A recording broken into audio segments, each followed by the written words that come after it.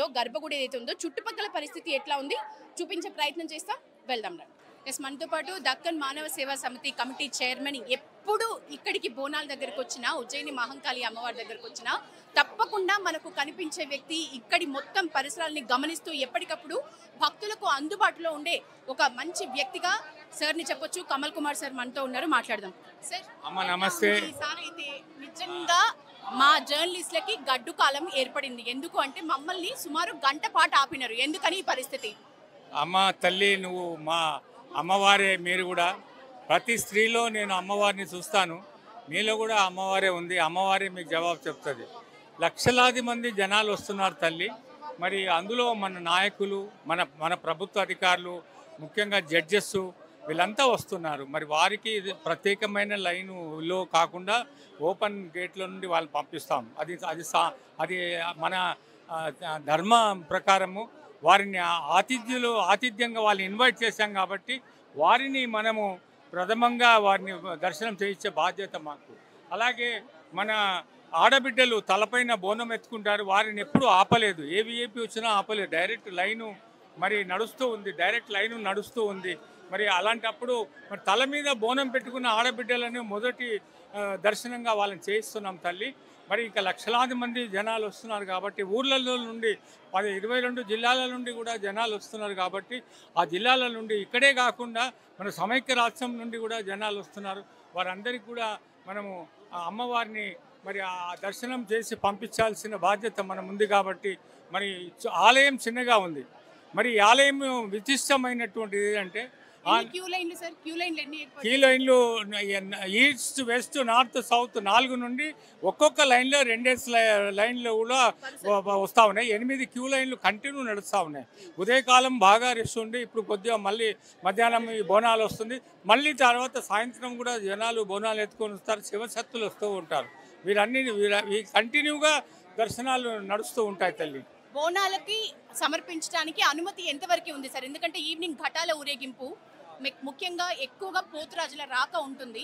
So Bonalu ఎప్పటి వరకన్నా వాళ్ళు తీసుకురావచ్చు, వాళ్ళ మొక్కుని వాళ్ళ వీలు బట్టిని తీసుకురావచ్చు అమ్మ. అయితే సాయంత్రమే కాదు, రాత్రి వరకు కూడా అమ్మవారి బోనాలు తీసుకొచ్చేస్తారు. మరి ఆ యొక్క పద్ధతి ఉంది కాబట్టి అమ్మకు మొక్కులు చెల్లిస్తారు వాళ్ళు. ఆ మొక్కులు చెల్లించేటువంటి భావన ఆ బిడ్డలకు అనుగ్రహించాల్సిన బాధ్యత మనకు ఉంది కాబట్టి దయచేసి మనము వారికి మొదటి దర్శనం ఇవ్వాల్సిన అవసరం. ఉదయకాలం రంగం ఉంటుంది. మరి అమ్మవారి యొక్క ప్రతిష్ట ఏంటంటే ఆ రోజు ఉజ్జయినిలో ఉన్నటువంటి ఆ సోదరులు ఎవరైతే మిలిటరీ సోదరులు ఉన్నారో ఒక 11 మంది మిలిటరీ సోదరులు, వాళ్లకు ఇక్కడ లష్కర్లో కలరా వచ్చి, మసూత్ వచ్చి, ప్లేగు వ్యాధి వచ్చి వెంటనే ఉదయం రోగం వచ్చి సాయంత్రం వాళ్ళకు పిట్టల్లా రాలిపోయి లష్కర్ అంతా కూడా శవాల దిబ్బగా మారిపోయింది తల్లి. ఆ శవాల దిబ్బగా మారిపోయిన తల్లు ఆ రోజు వాళ్ళు ఉజ్జయిని నుండి అమ్మవారిని మొక్కుకొని ఆ తల్లిని ఇక్కడ తెచ్చి స్థాపించారు.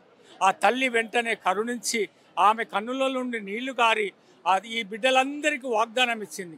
ప్రతి సంవత్సరము నాకు సాగబోయండి, పంచభక్ష ఫలహారాలతో నన్ను ఆనందింపజేయండి, పాలు బెల్లముతో కలిసినటువంటి తీర్థము నాకు అనుగ్రహించమని అమ్మ ఆ రోజు వీళ్ళకి చెప్పిందన్న.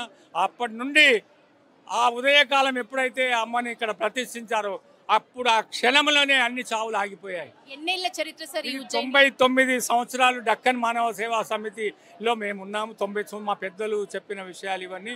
200 సంవత్సరాల పూర్వం బ్రిటిష్ పరిపాలన ఉండేది. కంటోన్మెంట్లో రెసిడెంట్స్ ఉండేవాళ్ళు. సిసి పాల్ అనేటువంటి రెసిడెంట్ ఉండేవారు. మిలిటరీ ఆధీనంలో ఈ లష్కర్ అంతా ఉండేది. ఆ రోజుల్లో మరి ఇంత భయంకరమైన వ్యాధిని అమ్మ ఒక క్షణంలోనే ఆ తల్లి కండ్ల నుండి నీళ్లు గారి సమస్త జనాలందరినీ కాపాడిన తల్లి. ఈ రోజు కూడా నువ్వు ఏది కోరుకుంటే అది ఇచ్చే తల్లి అమ్మ. సార్, దశాబ్ద కాలం పాటు నేను అబ్జర్వ్ చేస్తున్నా, మీరు ఎన్నో ఏళ్ల నుంచి ఈ ఆలయాన్ని చూస్తూ ఉన్నారు, అమ్మవారి సేవలో ఉన్నారు. ఏటికేడు భక్త జనం చాలా పెరుగుతుంది. మీరు అన్నట్టు నేను ఇందాక భక్తులతో మాట్లాడుతుంటే సుమారు 2 గంటలు బోనం ఎత్తుకున్న భక్తులే నిలబడిన పరిస్థితి. మరి ఎందుకని ఏర్పాట్ల విషయంలో ఎందుకు ఈ నిలసత్వం? ఏర్పాట్లు పకడ్బందీగా చేశారు తల్లి. ఏర్పాట్లు చేశారు కానీ జనాలు వస్తారు కదమ్మా. ముందు లైఫ్లో వారు వచ్చారు, వారు ఉంటారు. వారి తర్వాత మా చెల్లె వచ్చింది, మా చెల్లె బోనం ఎత్తుకొని ఉంది. మరి ఈ అన్నగారిని తోసి మా చెల్లె పోలేదు కాబట్టి మా తల్లులందరికీ కూడా నేను క్షమించాలని కోరుతున్నాను. మరి ఆలస్యమైనా పర్వాలేదు, మీకు ఎంత ఆలస్యం అయితే అమ్మ సన్నిధిలో అంతసేపు మీకు ఆశీర్వాదం ఉంటుంది. కాబట్టి అమ్మ గొప్పది, అమ్మ వైబ్రేషన్ అంతా ఉంది ఈ లక్షర్ అంతా కూడా. మరి రేపు రంగం కార్యక్రమానికి సంబంధించి అవునమ్మా, మా స్వర్ణలత బిడ్డ ఆమె వివాహం చేసుకోకుండా మరి కన్యక ఉండి మరి ఆమె పచ్చి కుండ మీద నిలబడి ఆమె యొక్క అన్నగారు రండి, పచ్చి కుండ మీద మా ఏసీపీ గారు పచ్చి కుండ మీద ఆమె నిలబడి మరి భవిష్యవాణి చెప్తుంది.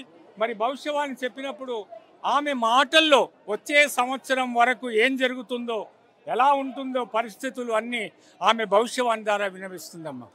సార్ ఈ రోజు ఈవినింగ్ ఇంకా ఇప్పుడు దేదీప్యమానంగా లైట్లతో మంచి మంచి రంగుల లైట్లతో వెలిగిపోతుంది ఆ రోజుల్లో తల్లి ఎడ్ల బండ్లలో మరి చిన్న గొర్రెలలో చిన్న చిన్న బండ్లలో వచ్చాయి, వాళ్ళ స్తోమత బట్టి వచ్చింది. ఈరోజు డీజేలు, మరి ఆ డీజే బంద్ చేశారనుకో అమ్మవారు, మరి పెద్ద సౌండ్లతో మరి పెద్ద పెద్ద వాహనాలతో వస్తారు.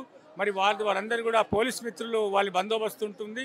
సరే, డీజే విషయాలు గుర్తు చేశారు. నేను ఈ మధ్య కాలంలో ఒక జోగినితో మాట్లాడినప్పుడు అమ్మవారి వస్తున్నప్పుడు అమ్మవారికి కనీసం మేళతాళాలు, సన్నాయి, డీజే మినిమం ఉండాలి. ఆ మాత్రం అంగరంగ వైభవంగా అమ్మవారు రావాల్సి ఉంది. కానీ వాటిని కట్టడి చేయడం మాత్రం మాకు అస్సలు నచ్చలేదు అని చెప్పినారు. అవును తల్లి, నా అభిప్రాయం ఏంటంటే ఇప్పుడు మన ఆలయం చిన్నది తల్లి, ఆలయం చిన్నదైతే ఆ మాంకాళి పిఎస్ వరకు వాళ్ళకు మేళతాళాలు అనుమతిస్తారు. అక్కడ నుండి బాటా నుండి, ఇక్కడ నుండి మన రామ్ గోపాల్పేట్ పోలీస్ స్టేషన్ నుండి కూడా అనుమతిస్తారు.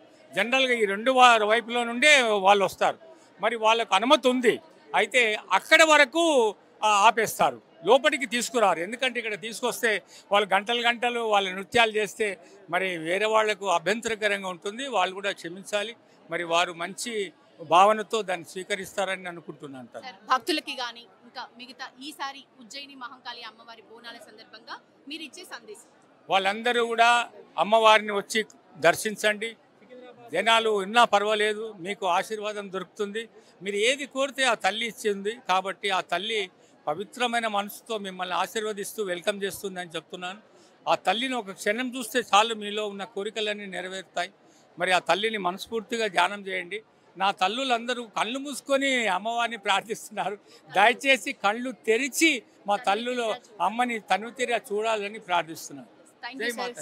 అందరికంటే పెద్ద భక్తులు మీరు ఇచ్చిన పిలుపు మేరకు ఉపాసకులు కమల కుమార్ సార్ కూడా పెళ్లి చేసుకోకుండా అమ్మవారి సేవలోనే ఎప్పుడు వచ్చినా ఇక్కడ ఈ ఆలయం పరిసరాల్లో ఒక పెద్ద భక్తుడిగా మనకు కనిపిస్తారు. సో అది చెప్తున్న విషయం నిజానికి కిక్కిడిసిపోయింది. నిజానికి మనం ఇందాక చూసాం, మీడియాను కూడా చాలా గట్టిగా ఆపిన పరిస్థితి, కెమెరామెన్స్ని కూడా పూర్తి స్థాయిలో కెమెరాల చేతిలో ఉన్నప్పటికీ కూడా. కానీ ఈసారి మునుపటితో పోలిస్తే, ముందు ఇయర్స్తో పోలిస్తే భక్తుల రాక ఎక్కువైంది. బోనాలు తీసుకొచ్చే వాళ్ళు కూడా బోనం ఎత్తుకున్న ఒక్కళ్ళు కాకుండా వాళ్ళ పరివారం అంతా, వాళ్ళ కుటుంబ సభ్యులంతా కూడా ఒకేసారి అదే టైంలో రావాలి అనుకోవటం వల్ల కూడా లేట్ అవుతున్న పరిస్థితిని మాత్రం చెప్పిండ్రు.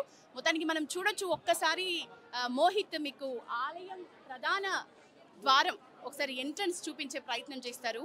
ఎంత చక్కటి పూలతో మంచి